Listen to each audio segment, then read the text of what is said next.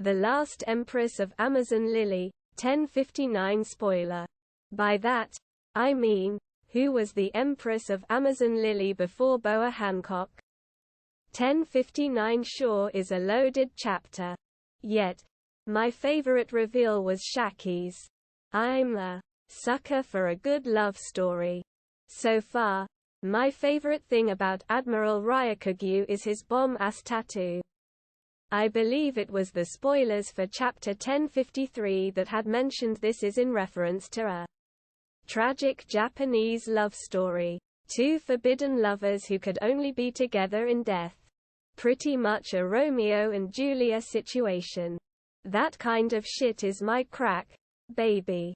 I may be in the minority by having Amazon Lily in my top 10 One Piece arcs. It had great comedic moments and a compelling backstory for Boa Hancock. Not to mention, it was pretty epic how Luffy earned the affections of the most beautiful woman on the planet only for him to gently turn her down. Way to show off my girly side, huh? Now, when it comes to the Shaki reveal, it appears Oda may've created a plot hole. In Chapter 522, Gloriosa explains what had happened to the previous two empresses of Amazon Lily. Well, Shaki was the empress before last. And she's alive and well. Looks remarkable for her age even. Perhaps, Gloriosa was speaking in a figurative sense. Along with the reveal of having been a former empress of Amazon Lily, it was also revealed that Shaki was the former captain of the Kuja pirates 40-odd years ago. It seems the two jobs go hand in hand. Presumably, Shaki retired once she was stricken by the lovesickness. As Rayleigh is currently her husband, I'd say it's a safe bet to make that it was him who made her lovesick all those years ago.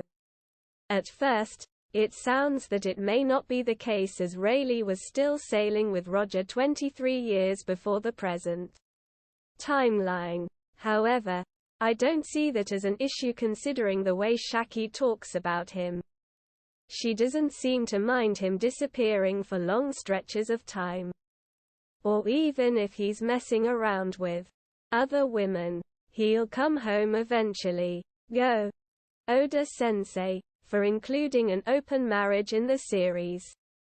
Still, to be with her man, even if just a little while, Shaki had to abdicate the throne and move off the island of women, pretty much being killed off by her Amazonian sisters. I speculate that Shaki may've never been able to set foot in Amazon Lily again if it weren't for the good graces of Boa Hancock and the other Boa sisters. After being freed as slaves from Mariejoa by Fisher Tiger, Gloriosa found the sisters and took them to Sabaradi to stay with Shaki and Rayleigh. They couldn't return to Amazon Lily straight away because of the mark of the celestial dragons on their backs. So, the story about how they slayed a Gorgon was created. Because of this made-up story, the Boa sisters were able to return to Amazon Lily as heroes. Heroines? Well, sure as hell not as victims.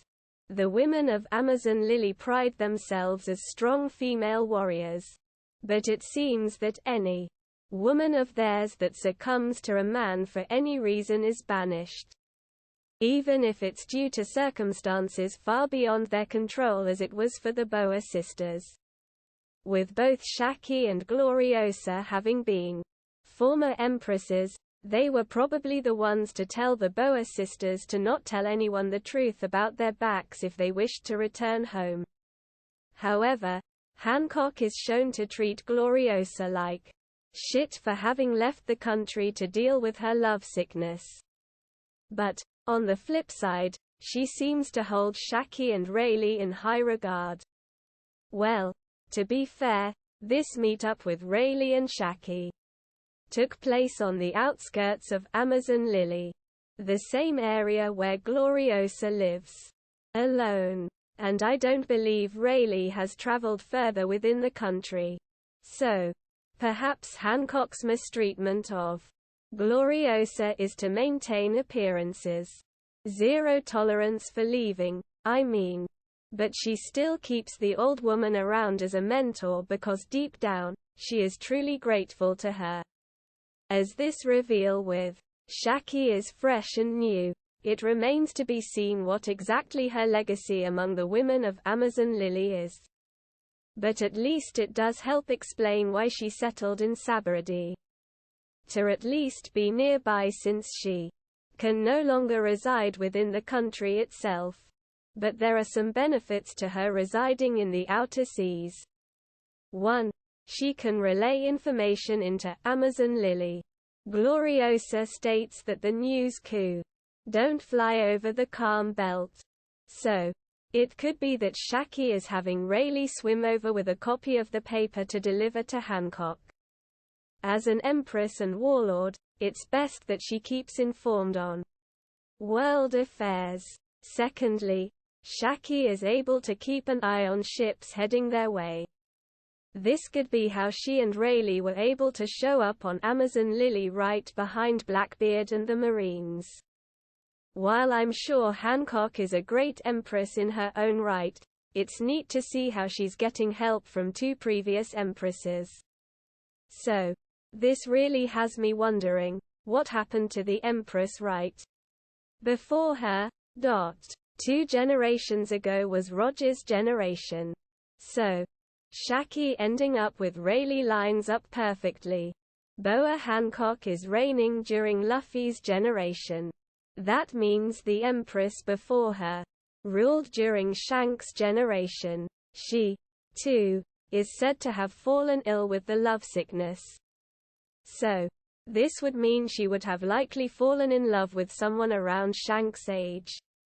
Somewhere in the range between 40 to 50 years old. However, unlike Shaki, I believe the Empress of Amazon Lily from 1 generation ago actually did die from lovesickness. Unlike the other empresses who accepted their feelings of love for a man, this empress did not. Rather than abdicate the throne and leave to the outer seas like Shaki and Gloriosa did, she stayed. Then, her health continued to decline. Until she finally passed. Seriously, I think all that keeps Hancock going is that there's still a chance with Luffy. If he were to marry anyone else, I fear she might die soon after. I, personally, ship her and Luffy. Though, I imagine their marriage playing out like that of Goku and Chi-Chi's from the Dragon Ball series. Goku is a simple-minded asexual, too. Yet, he got married by accident because he was hungry. That sounds like something Luffy would also do. And something Hancock would entrap him with.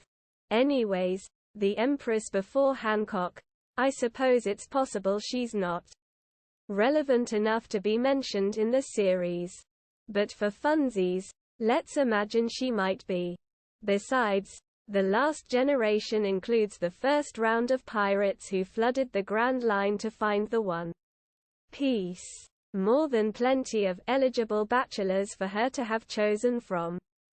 For those of you interested in the subject enough to have read this far, I'm afraid that I may lose you here.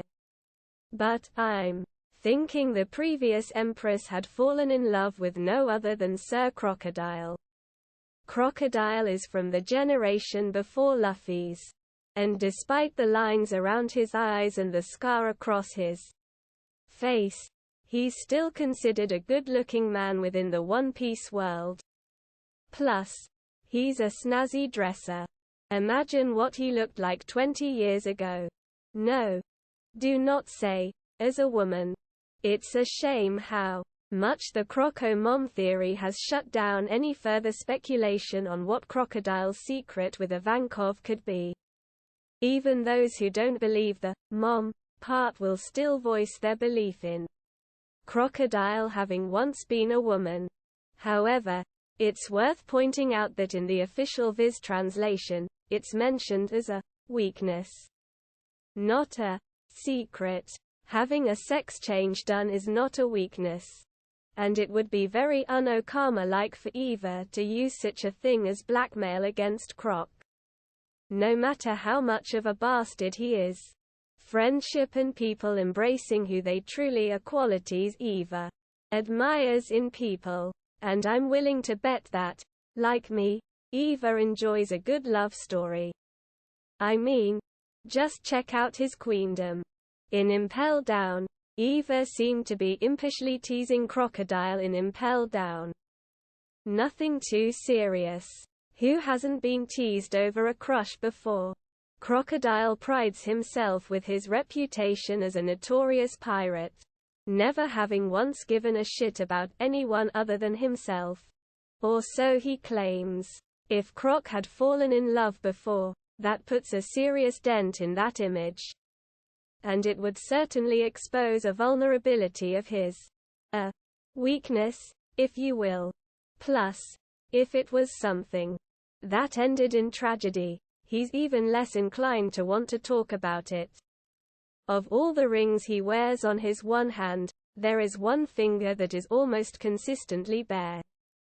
As recently as chapter 1058, Crocodile still won't put a ring on that ring finger. He has to let the world know that there isn't a single woman who can tie him down. Within this same chapter, he mentions to Mihawk how their distrust in others is something they have in common. Who knows how long Crocodile's trust issues stretch back? But a failed relationship sure wouldn't help improve his nihilistic outlook. Throughout the Alabaster arc, Crocodile sure doesn't miss an opportunity to antagonize Vivi over her efforts to save her country. It's so excessive that it almost feels like he's projecting some personal experience of his own onto her. As I mentioned above, I believe the last Empress of Amazon Lily succumbed to the lovesickness.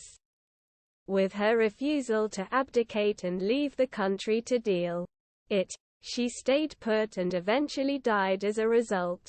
The only real proof I have of this is that Hancock refers to her as benevolent. Gloriosa is viewed as a traitor for having left once, and I suspect Shaki is, too. For the previous Empress to be viewed as benevolent, she must have died while on the throne. However, for her having pardoned Gloriosa, she must have understood how painful it is dealing with the lovesickness. It is mentioned she had it herself. Now, I know what you're thinking. How can such a benevolent woman fall in love for an asshole like Crocodile? Opposites attract, to put it simply. Besides, Crocodile is shown to be quite a charmer when he wants to be. However, I don't think it's outside the realm of possibility that he's genuinely been in love before. Love is like a flower that sometimes blooms in the least likely of places. That might be what Ivankov likes about Croco Boy. And maybe the favor that he owes is due to Eva having once helped play matchmaker. As a queen, Eva may have access to Amazon Lily that Crocodile does not. Or at the very least, had the ability to approach the Kuja pirates.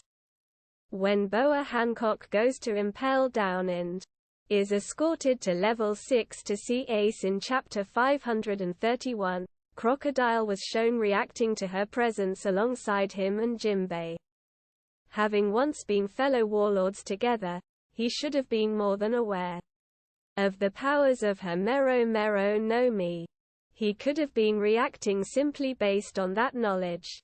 Or maybe the sight of the current Empress of Amazon Lily brought up certain repressed memories of his. Again, to Crocodile, forming attachments to others is seen as weakness. He thought Luffy was a fool for putting his life at risk to help Vivi. Hell, he thought Vivi was foolish for trying to save her country. Like, why do the people matter so much to her? If Crocodile truly was involved with the previous Empress, They may have argued over her refusal to leave. Why was she sacrificing her own happiness to serve this little country out in the middle of the calm belt?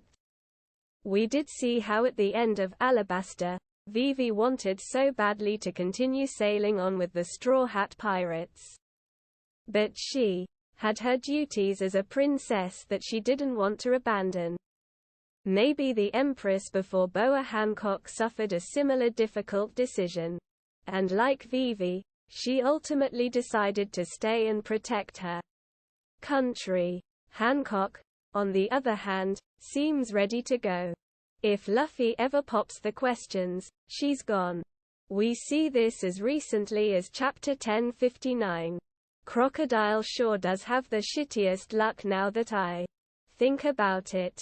He was just screwed out of an emperor position because of Buggy's screw-up with the poster for the Cross Guild. Back in Alabaster, he risked everything he had to find the poneglyph. They're only for Robin to lie about what's written on it. So, I think it would also be his luck to fall in love with the one Empress who chose not to leave her position in order to deal with her love sickness. Left him with a broken heart as a result. I think the panel that best hints at a potential past heartbreak for Crocodile comes at the end of Marineford. If the Empress who broke his heart did so to stay behind and protect her country, then she effectively failed to do that when she died. To him then, her sacrifice was for naught. The love she had for her country literally killed her. So, it really disgusted him to see Vivi show that same love for Alabaster. I imagine, in my opinion, Amazon Lily is one of the best fleshed-out countries we've seen so far, where its culture plays a huge role in shaping its inhabitants. The women pride themselves so much in being strong and independent, they've turned away any of their own who shows signs of vulnerability. With Gloriosa and Shaki having fallen in love before and traveled the outer seas, they understand how being vulnerable is not necessarily a weakness. So, they stick around and serve as mentors to Boa Hancock. In spite of knowing the truth about her back. And they don't even shaming her for her loving Luffy. After reading chapter 1059, I suspect Amazon Lily may not exist as we know it now by the end of the series. That may be foreshadowed by the snakes in the mountain being cut off by Lunarian clone Mihawk. Like Wano, Amazon Lily will cease its isolationism. Men will finally be permitted to travel within, and women can be free to love. The calm belt is no longer as inaccessible as it once was. Gloriosa pointed that out in this chapter. As for the previous Empress, it's sad that she passed before she could witness such a change. She might have lived had she not been forced to choose between her love or her country. Then, Croco Boy wouldn't have, possibly, been left like this. Oda does romance and does it well. Though, these little love tales never steal away from the main plot, which is Luffy's adventure. But maybe because of Luffy, Boa Hancock goes on to be the one who pushes for a change in Amazon Lily's culture. I'd say that would be a satisfying end to her character arc. Even if she and Luffy don't end up together, he's made enough of an impact on her that will never be forgotten. 40 years ago, Shaki caught the lovesickness because of Rayleigh.